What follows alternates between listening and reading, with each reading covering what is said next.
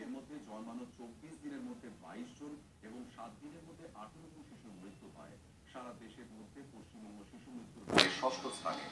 আন্তর্জাতিক স্বেচ্ছাসেবী সংস্থা সেভ দ্য চিলড্রেনের পক্ষ থেকে আজ একটি রিপোর্ট প্রকাশ করা হলো।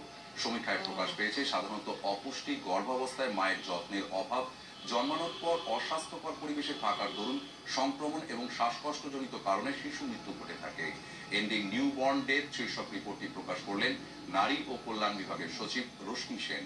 তিনি বলেন, রাজ্যে অঙ্গনওয়াড়ি প্রকল্পকে ঢেলে সাজানো হচ্ছে, নবজাতক বরাদ্দের অর্থের পরিমাণ বাড়ানো হয়েছে। যাতে সে খাবার খেয়ে কোনো বাচ্চা অসুস্থ না হয়ে পড়ে সেদিকেও আমরা বিশেষভাবে নজর দেওয়ার চেষ্টা করছি।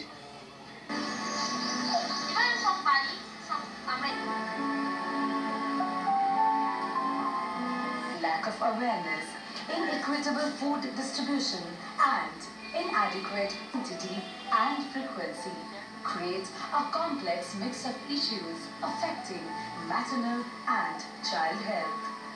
The problem must be tackled at all the life stages, starting from newborn period, adolescence and motherhood.